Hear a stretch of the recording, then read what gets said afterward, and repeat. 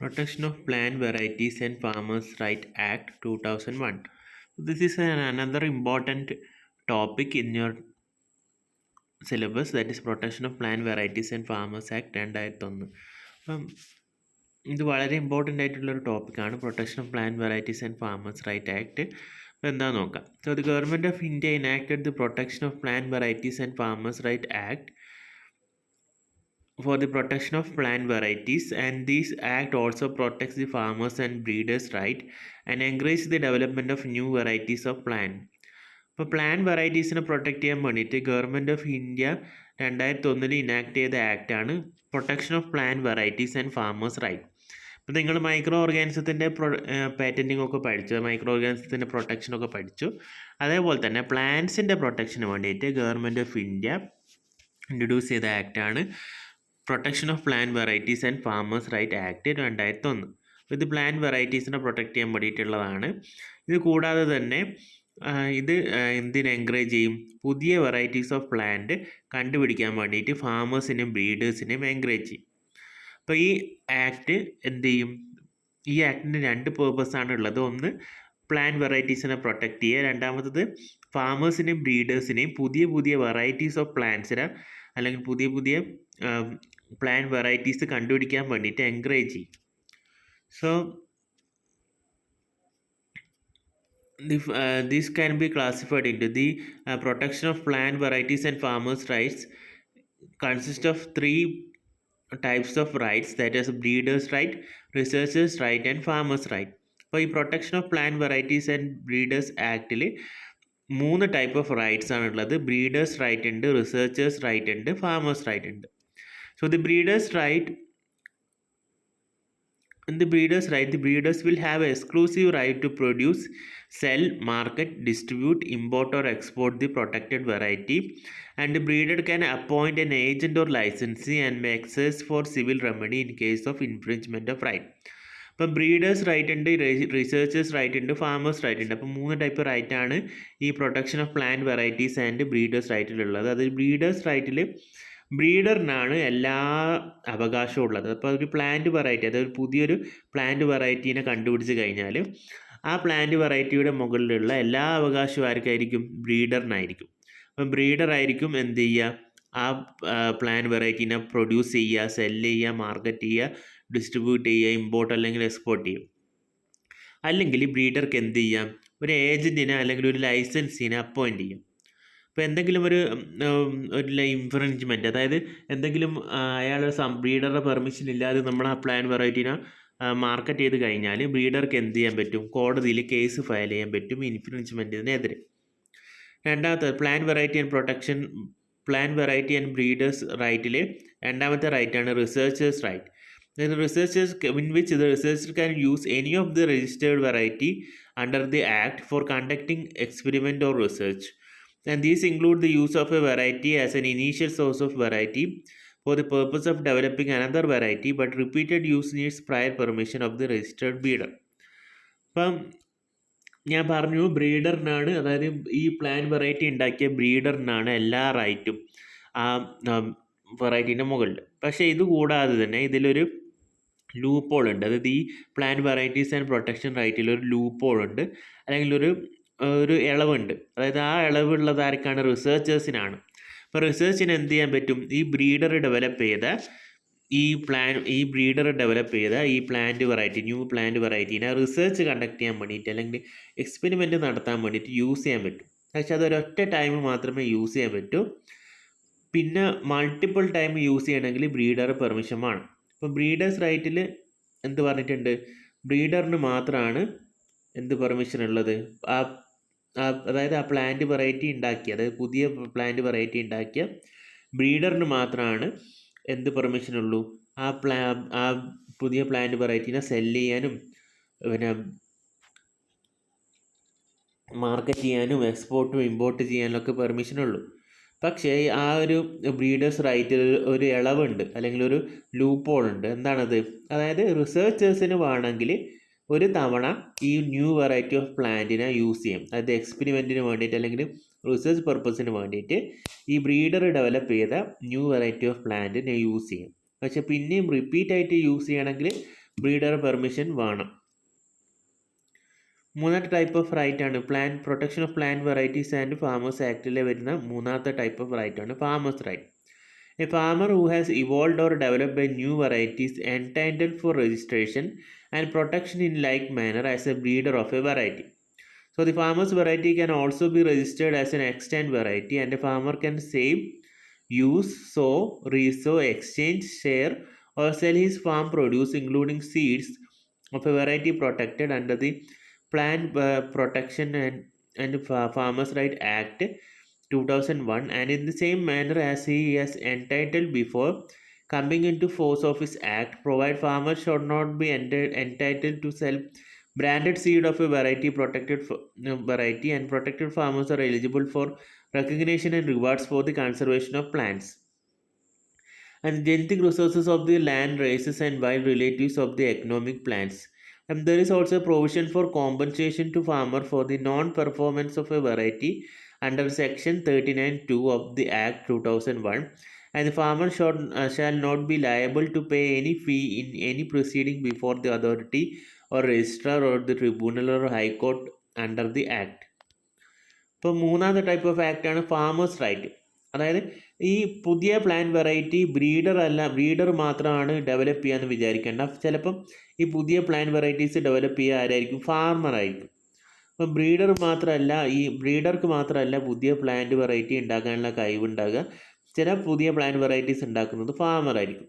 അപ്പോൾ ഈ ഫാമറിന് ആ പുതിയ വെറൈറ്റീനെ രജിസ്റ്റർ ചെയ്യാനുള്ള എല്ലാ ഫെസിലിറ്റീസും ഗവൺമെൻറ് പ്രൊവൈഡ് ചെയ്യുന്നുണ്ട്. അതായത് ഫാമറിന് ആ പുതിയ പ്ലാന്റ് വെറൈറ്റീൻ്റെ വിത്തുകൾ വിതയ്ക്കാം, എക്സ്ചേഞ്ച് ചെയ്യാം, വേറെ ഫാമേഴ്സിന് കൊടുക്കാം, വേണമെങ്കിൽ അത് എടുത്ത് വെക്കാം, അടുത്ത ജനറേഷനിൽ യൂസ് ചെയ്യാൻ പറ്റും, പിന്നെ അത് സെല്ല് ചെയ്യാൻ പറ്റും. അപ്പോൾ ഇതൊക്കെ plant varieties and farmers right protection act 2001 പറയുന്നുണ്ട്. മാത്രമല്ല ഈ വൈൽഡ് റിലേറ്റീവ്സ് ഒന്നായിരിക്കില്ല, അതായത് നാച്ചുറലി കാണുന്ന പ്ലാന്റ്സ് എന്നായിരിക്കും പുതിയ പ്ലാന്റ് വെറൈറ്റീസ് ഡെവലപ്പ് ചെയ്തിട്ടുണ്ടാകുക. അപ്പോൾ അതിൻ്റെ മുകളിലുള്ള അതും ഫാമേഴ്സിന് യൂസ് ചെയ്യാൻ പറ്റും. മാത്രമല്ല ചിലപ്പം ഫാമേഴ്സ് ഡെവലപ്പ് ചെയ്ത പുതിയ വെറൈറ്റി ഓഫ് പ്ലാന്റ് വേണ്ടത്ര പെർഫോമൻസ് അല്ലെങ്കിൽ വേണ്ടത്ര ഈൽഡ് പ്രൊഡ്യൂസ് ചെയ്യുന്നില്ലെങ്കിൽ ഈ plant varieties and farmers right act 2001 section 39(2) പ്രകാരം അവർക്ക് എന്തിനുള്ള അവകാശമുണ്ട്? അതായത് കോമ്പൻസേഷന് അപേക്ഷിക്കാനുള്ള അവകാശമുണ്ട്, അല്ലെങ്കിൽ ഒരു പ്രൊവിഷൻ ആ ആക്റ്റിലുണ്ട്. അപ്പോൾ മാത്രമല്ല ഈ ഫാമറിന് ഈ പാറ്റൻറ്റിനൊക്കെ അപ്ലൈ ചെയ്യുമ്പോൾ അല്ലെങ്കിൽ ഈ റൈറ്റിനൊക്കെ അപ്ലൈ ചെയ്യുമ്പോൾ ഫാമേഴ്സിൻ്റെ അടുത്ത് നിന്ന് യാതൊരു ഫീസും ഈടാക്കാൻ പാടില്ല എന്നാണ് ഹൈക്കോർട്ട് പറയുന്നത്. അപ്പോൾ ഫാമേഴ്സ് റൈറ്റ് പ്രകാരം എല്ലാ അവകാശവും, അതായത് ഫാമർ ഡെവലപ്പ് ചെയ്ത പുതിയ പ്ലാന്റ് വെറൈറ്റീൻ്റെ എല്ലാ അവകാശവും ഫാമറിനായിരിക്കും. പിന്നെ രജിസ്റ്റർ ചെയ്യാനുള്ള ഫെസിലിറ്റീസ് ഉണ്ടാവും ഫാമറിന്.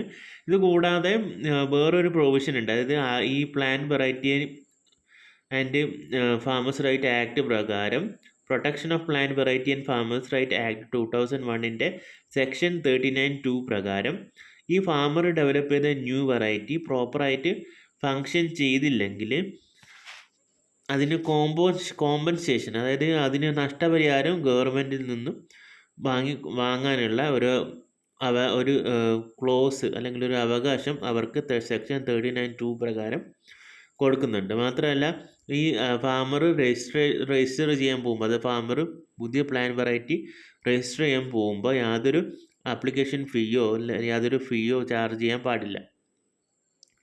Next, the objectives of Protection of Plant Variety and Farmers' Right Act 2001.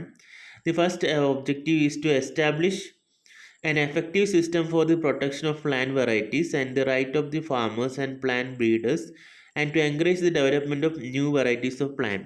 ഇപ്പോൾ ഈ protection of plant varieties and farmers right act 2001 ലക്ഷ്യങ്ങൾ എന്തൊക്കെയാണ് അല്ലെങ്കിൽ ഒബ്ജക്റ്റീവ്സ് എന്തൊക്കെയാണെന്നാണ് പറയുന്നത്. അപ്പോൾ ആദ്യത്തെ ലക്ഷ്യം അല്ലെങ്കിൽ ആദ്യത്തെ ഒബ്ജക്റ്റീവ് എന്താണ്?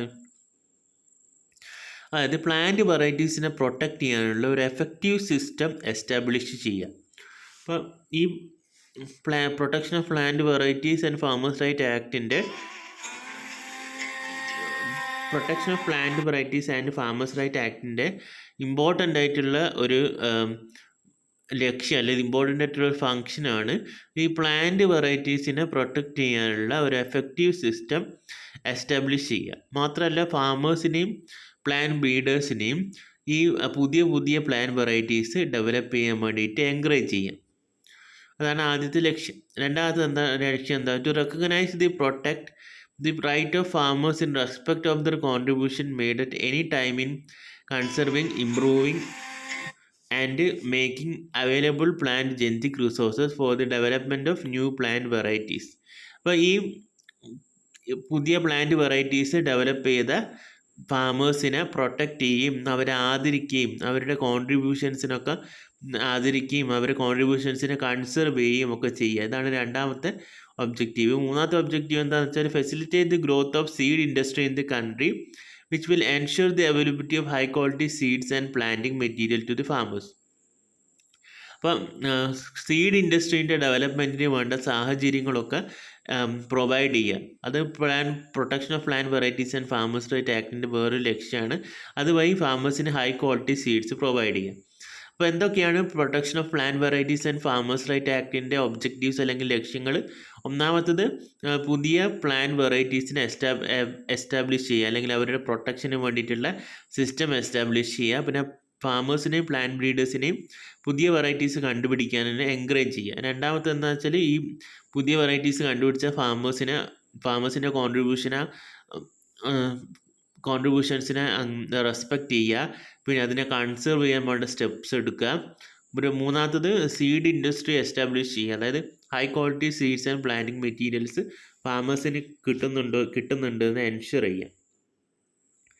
So how a plant varieties is protected. അപ്പോൾ എങ്ങനെയാണ് ഒരു പ്ലാന്റ് വെറൈറ്റീനെ പ്രൊട്ടക്റ്റ് ചെയ്യാൻ പറ്റുക, അല്ലെങ്കിൽ ഒരു പ്ലാന്റ് വെറൈറ്റീനെ എങ്ങനെയാണ് രജിസ്റ്റർ ചെയ്യാൻ പറ്റുക?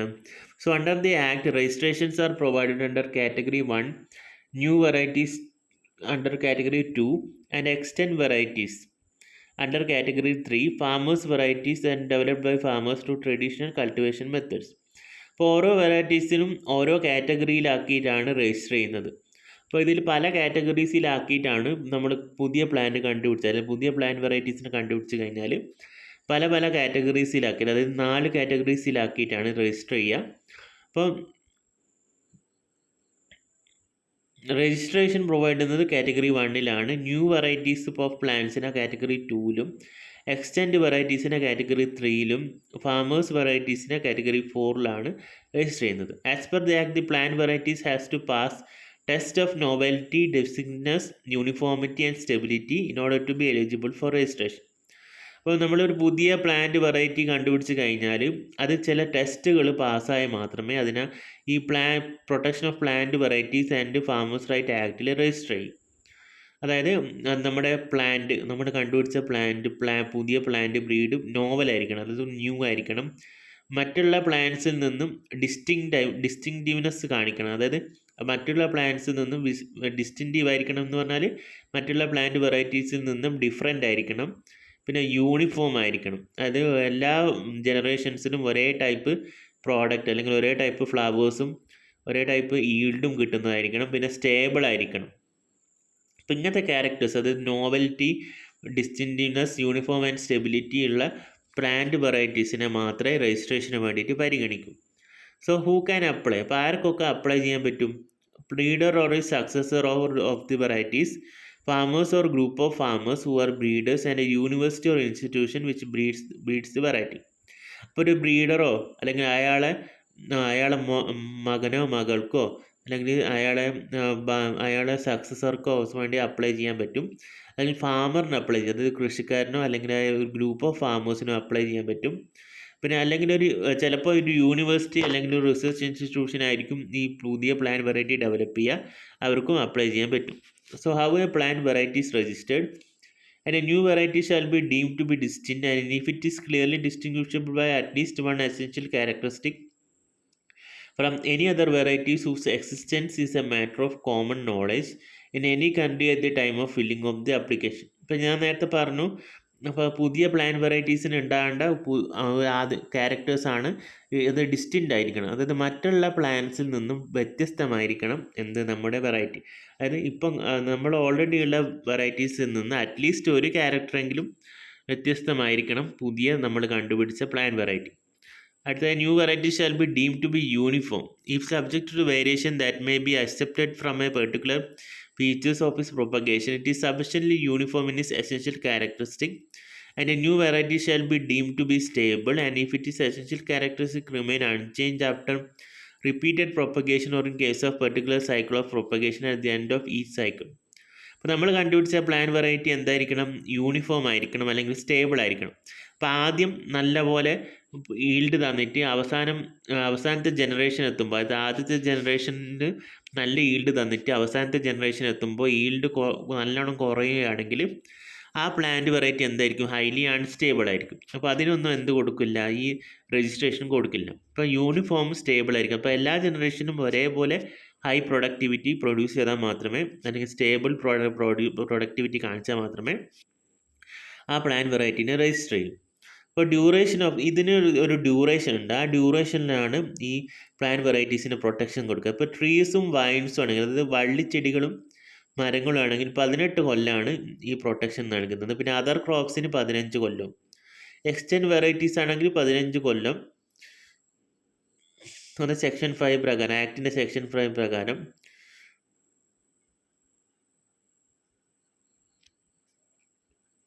ഇതാണ് protection of plant varieties and farmers right act. ഇത് വളരെ അധികം ഇമ്പോർട്ടൻ്റ് ആയിട്ടുള്ള ഒരു ടോപ്പിക്കാണ്. അപ്പോൾ ഇത് നല്ലോണം പഠിക്കും.